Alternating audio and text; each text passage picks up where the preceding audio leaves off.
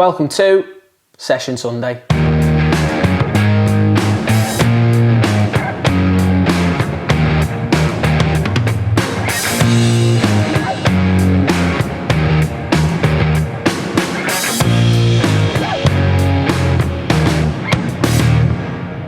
Hi guys, it's Jack Edwards and today's session is going to be focusing on defending as a unit. But before we get into today's session, make sure to give us a like and subscribe, and if you missed last week's session, click on the link above. So today's session will be split into 3 parts. The first 2 parts are more drill related, and then the final part of the session is a small sided game. So moving into the first part of this week's session, it's a defend and warm up drill. So we've got 3 teams of 4, so we had 12 players when we done this drill. But you can have it for more or less players. You can tailor it however you want to. If you want to have 15 players and you can have 3 groups of 5, and then you can actually have maybe 1 defender go in and close down the ball, whereas right now we've got them locked into zones, so we're focusing on shadowing the play, sliding across, screening passes, so we're making it difficult for the opposition to play through. So the reason we're doing this now is that we can get all of our technical and tactical side out in here, so that when we go into more psychological and physical areas in the next part of the session, the players have already had this technical and tactical side implemented in the first part of the session. So the equipment for this part of the session, obviously balls, as many balls as you can get a hold of, just so when the ball goes out to play, the coach can instantly play another ball in and keep the intensity high. Cones around the outside and through the middle. So when you're trying to split the pitches off in the middle of the pitch, you want to try and get some flat markers, so when the ball rolls over it, which we spoke about last week, it doesn't affect where the ball goes. When it rolls over a flat marker, it'll just carry on in its path. Whereas if you've got big cones or normal cones, sometimes as well, when it hits the ball, a cone can move as well, which makes it annoying. You've got to go in and pick it back up and put it back in place.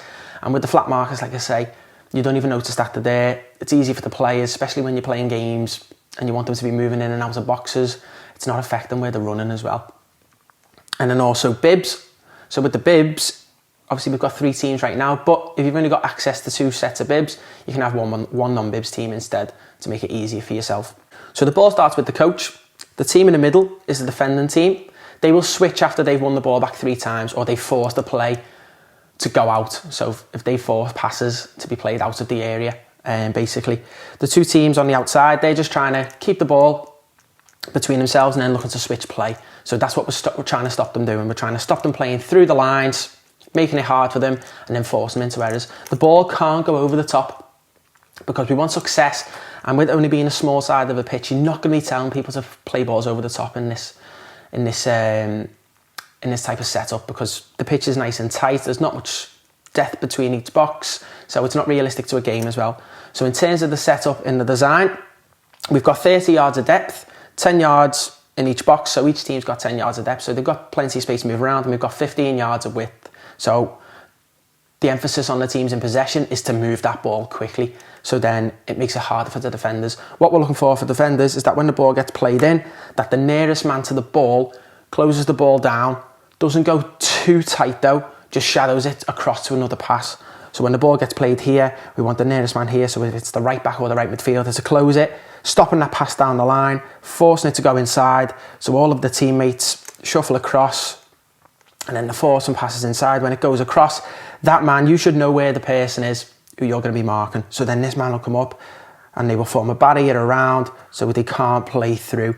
Eventually, when they do try and play a pass, that's when the defender's going to try and intercept it. So their goal is to get their 3 interceptions or to force a pass and it goes out wide, because in them areas we can get across quickly. So we speak about pressing triggers quite a lot within our team as well.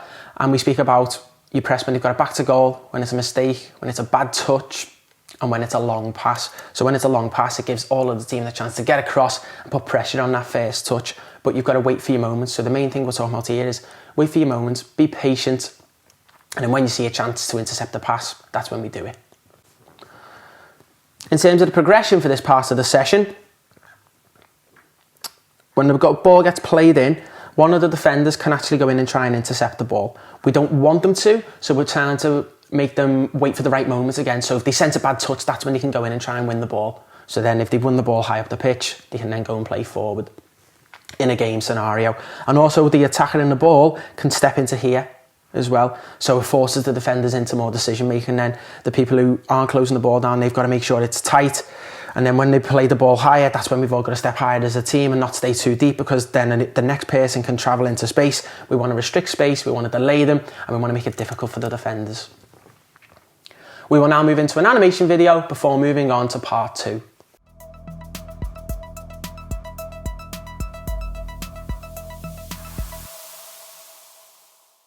So moving into this week's 4-corner model, starting off with technical and tactical, a lot of focus around the defensive side, because that's what we're working on this week. In the past, we've been looking at our receiving skills, moving the ball quickly, how we execute our passes, because we've been focusing a lot on possession and attacking.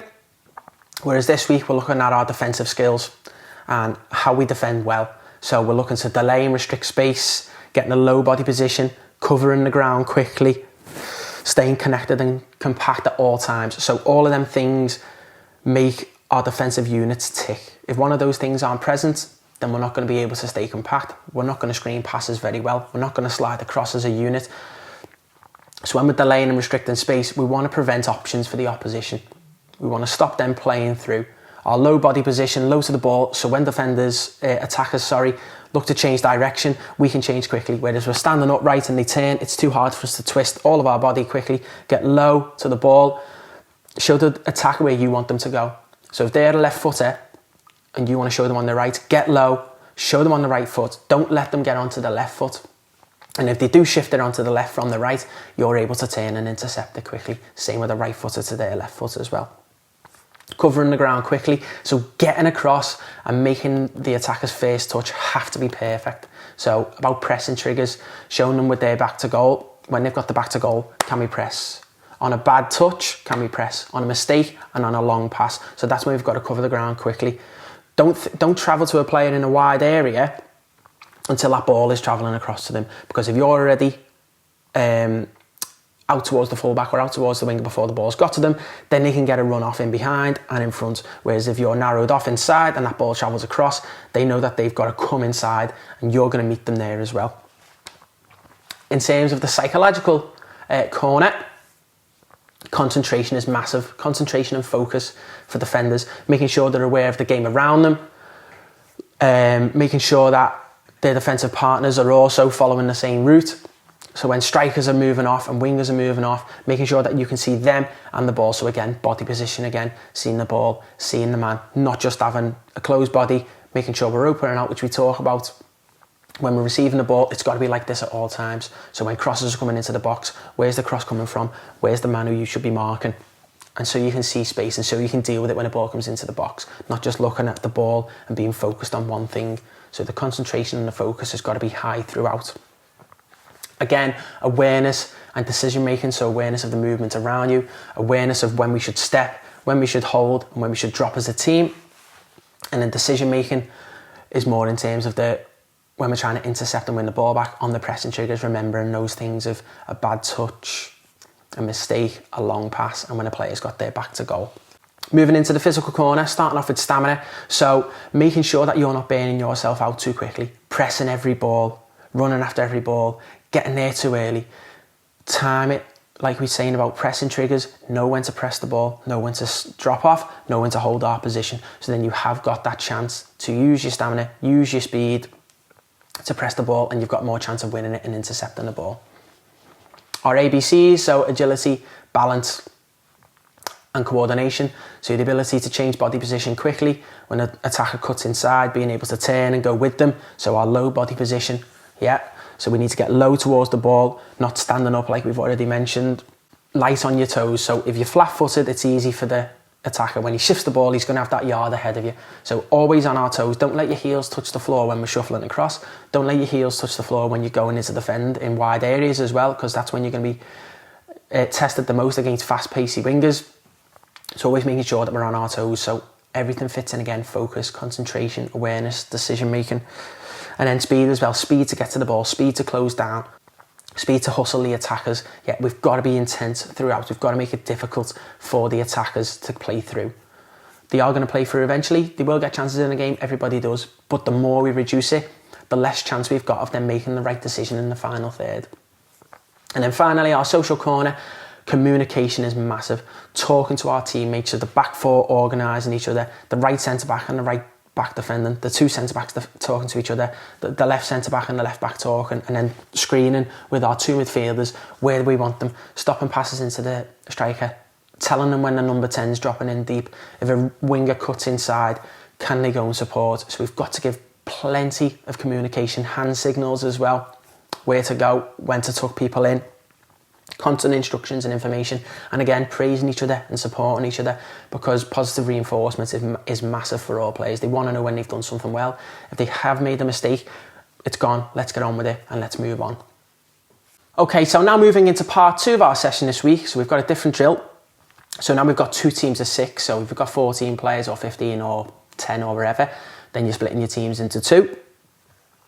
So what we've got here is we've got our back 4 for each side, and then we've got a player in front in the opposing team's half who's going to be screen and play, and then you've got a player in the end zone. So when you're in possession, you're trying to get the ball to your player in the end zone, and then once you do get the ball to the player in the end zone, the person who plays the pass switches with that player. The player who's been in the middle screen and passes in here comes out, and the player who's been in the end zone, he's doing all the running basically. He's going to be screening the passes, so you do get your breaks and you can swap. So in terms of the setup for this part of the session, we've got 40 yards of total depth. Each end zone is 5 yards of depth, so we've got 30 yards left, meaning there's 15 yards for each team in their half, and then we've got 20 yards of width, so they've got a bit of space to move the ball around quickly, but the emphasis again is taken away from our possession sessions and our passing sessions. We want them to move the ball quickly.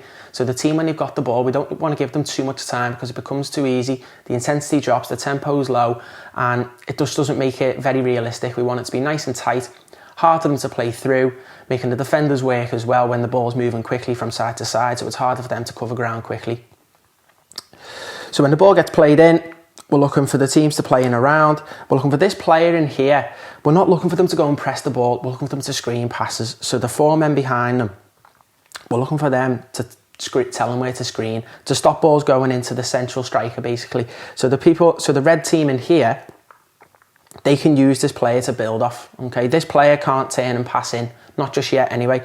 This player is used to build passes, so it can play in, play back, create some gaps, and then look to play through. So they're using that as their extra man to bounce passes off, to create 1-2s like wall passes. For the defenders, it's about when the ball goes in, when the ball travels high, make it hard for the opposition to play through. So it's the same as the last drill. So they've got their 4 and you've got your extra man screening the passes. So you've just got to be careful of this man in here, of his space. So what you want from your player in here screening passes is just showing it into areas where we've got more bodies. Showing it into areas where it's hard for them to play passes. So then we might force them into errors when they try and play down the line, and we can win the ball back. When you do win the ball back, try to play quickly, so then the Reds have got to transition quickly and get into a nice tight shape, making it hard for the Blues to play through. The person in the end zone has got to be moving constantly. It's going to be more side-to-side movements, but you've got to start communicating. So when the Blues have got the ball, even hand signals and everything pointing to where you want the ball. With the Reds or the Blues, whenever they're defending, it's talking to each other, making we're all sliding across, making we're all screening right passes for the forward who's in there, helping you out basically. The forward in here can swap whenever. So if that forward is tired and he's been running for a good 2 minutes, he can come out and swap with somebody else at any time. That's fine. But the person in the end zone can't swap until your team has passed them the ball. So a quick progression for this part is that the player in here who's been screening passes, when they receive the ball, they can turn and instantly play into the player in the end zone. So then the defenders have got to be even more wary of that player, not give him any time. When he does get the ball, show him back. Yeah, so there's our pressing triggers, back to goal, show him back to goal, don't let him turn and make him go back. And then when he does go back, get into our shape and be compact again. We will now move into our next animation video before moving on to the progression.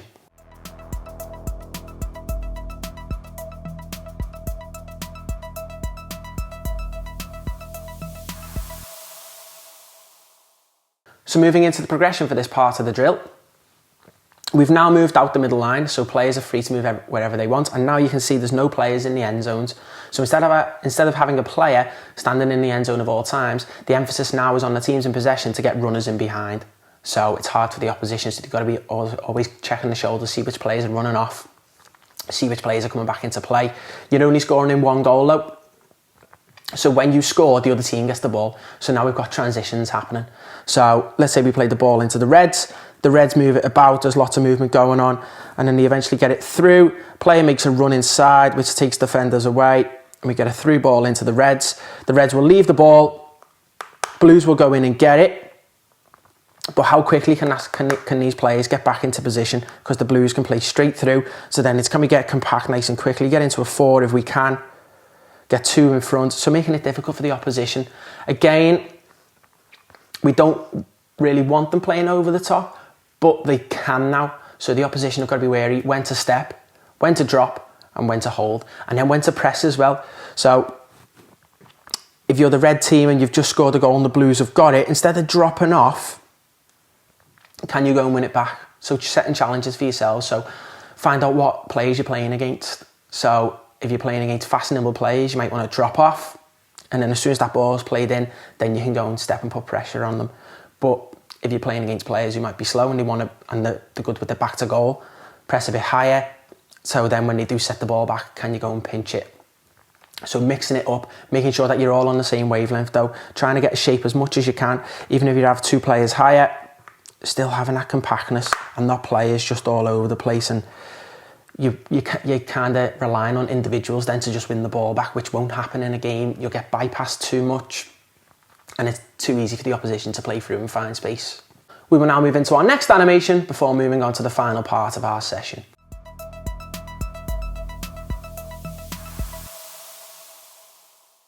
So moving into the final part of this week's session, we're moving into a small-sided game scenario, and the focus of this week's session has been defending as a unit. So we're looking at managers such as Jose Mourinho and Diego Simeone, who've won countless number of trophies deploying a defensive style. So Jose Mourinho, if we look at his Chelsea, his Inter Milan and his Real Madrid sides, they've always had flair up top and in wide areas, but that back four has always been very compact, very good defenders, very well drilled. And then if you look at the midfielders, they're like a Makaleli, your likes of Sneijder's, the likes of Stankovic and players like that, and then you have Alonso in midfield at Real Madrid. Very good players who read the game well, know how to defend and then know how to distribute the ball when they do get it. With Mourinho's Chelsea side, he had Drogba, he had Damien Duff, he had Ian Robinson, so he had those flair players on the counter-attack, and then he had the goals coming from midfield with Frank Lampard. With Inter Milan, it was more based around Eto'o and Milito to get the goals, because they didn't have as much flair out wide. They would deploy Sneijder to the left sometimes as well, but when you gave them chances, 9 times out of 10 they would score. And then with Real Madrid, we saw the more expansive side to Jose Mourinho's attacking style on the counter-attack. With players like Ronaldo, Benzema, Higuain, Kaka, Mesut Ozil, he was able to play a more counter-attacking style and also a possession base, because teams would sit back against his sides in Spain, so he would have to break them down. But in big games, he would deploy the more defensive style tactic and it would work out, because the way he sets his teams up, it makes it hard for teams to break through the lines. He forces them wide and then they back themselves defending crosses into the box. Same with Diego Simeone, as we've seen over recent years. He's won La Liga and he's got to 2 Champions League finals, deploying a 4-4-2 system with Costa, Griezmann, Torres, Morata now up front, and now with the recent signing of João Felix. He likes that flair player up front who can change the game in an instant, but that midfield 4 is made up of natural centre midfielders. So if you look at Sal, Niguez and Koke, who do play in wide areas, they're natural centre midfielders. So their natural ability when the other team's got the ball is to narrow off inside, creating less space in the middle of the pitch. So what we're looking at in our small-sided game is, where do we want the opposition to attack? So with the likes of Atletico Madrid and teams like Burnley as well, and Watford, teams down the bottom of the Premier League do set up like that. Rafa Benitez as well is set up in a 5 at the back, which is a bit different, but also very compact, making it hard for the teams to break down, because when you don't have as much possession-based players, it's hard to play that style of play. It's a very hard style to deploy. So if you can set your team up in a more compact style and a counter-attacking team, then you can still have as much joy. So Atletico Madrid back themselves to defend crosses. So we've got a 6v6 scenario. The central area is 30 yards wide and the 2 wide areas are 5 yards wide. So we've got 40 yards width and then we've got 50 yards depth. The marked areas here are end zones. So when the ball gets played into the reds of the attacking team, we're going to set up more in a 4-3-3 formation. So they're looking to play the ball and try and score centrally to get 2 goals. So we've got 2 small-sided goals. If you don't have small-sided goals, you can make another end zone through here. So then if they receive the ball maybe in the 6-yard box or between the 6 and 18-yard box, then they get 2 goals. So we're trying to stop them playing through the lines. When they play the ball out wide, it becomes a 1v1 scenario. No matter who the player is who goes into that wide area, it's a 1v1 scenario. So if one of the defensive midfielders moved into a wide area, we'd want their nearest defensive midfielder to go in and close them down instead. But we're looking more for the wingers to be that person who goes in. So then the fullbacks have to come across, and all of us as a team have to come across then. When the ball goes in there, it can just come back out. So if the winger tries to take the fullback on and doesn't succeed but keeps the ball, they can play back into the midfielders and carry on playing. But we're looking for them to try and take the fullback on and drive into the end zone, meaning they've got 1 goal. Because we're trying to focus on Atletico Madrid and teams like that, where they try to focus on the teams attacking into wide areas to defend the crosses, stopping them going through central areas. Because teams, when they played against them, would set out there with their wingers nice and high and wide, their fullbacks high up the pitch as well, so they knew that they were going to have the ball in wide areas. But if we're defending with too much width, then it becomes easier for the teams to play through the middle of the pitch. So it's stopping balls into the strikers, stopping balls in the half spaces in between, and then we're providing ourselves with less risk of shots being taken on goal in and around the box. So then the emphasis on the defensive team, when they win the ball back, is to try and drive into the middle end zone. That's for 1 goal. Or to finish into the small-sided goals in the wide areas, which would be for 2 goals, as it's a bit harder. But what we'd like to see is when we win the ball back, can we get some width? Can we play out wide and then drive through? So we're looking at the teams like Atletico, the teams like Real Madrid.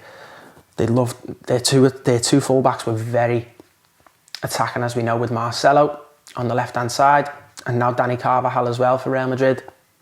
So they are able to get forward. So when them fullbacks get the ball, they've got the ability to ping passes into the centre forwards, which is what we're looking at. Whereas when the pitch is dead compact in the middle, because there's that many bodies, you've got to find a way of getting it out. So we're happy for them to attack in central areas and get a goal. So we're trying to cross the halfway line, but we'd like them to play out wide and then drive it into a goal. Again, if you don't have goals, it can just be an end zone to receive or dribble into. A reference to use with your players is the lanes. So you can split a football pitch up into 4 lanes. So you've got the byline into the edge of the box on both sides, and then you split the box in the middle. So you can have lane 1, lane 2, lane 3 and lane 4. So then the defenders know what lane they should be defending in, depending on where the ball is. So when the ball's in the central area, they should be defending in lanes 2 and 3. When the ball goes out wide, lanes 3 and 4. When the ball switches, lanes 1 and 2. So if the ball's on this side here and the left back is in lane 3, he's just out of position, so he just needs to tuck across a little bit more nearer to lane 2.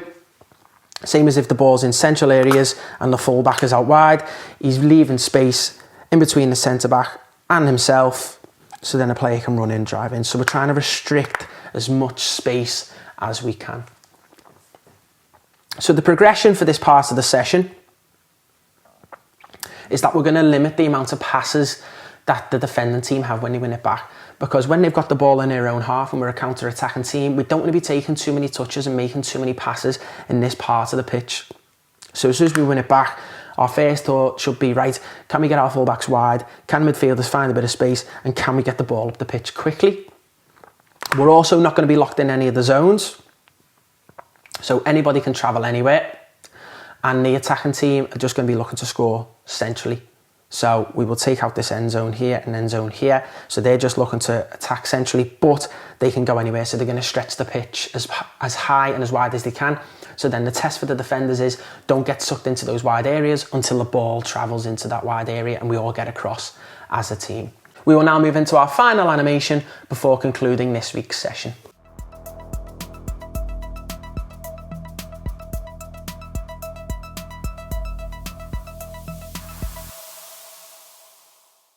Thanks for watching this week's session. For more content, follow me on Instagram, Twitter and Facebook. The links will be in the description below, and we'll see you next week for another Session Sunday.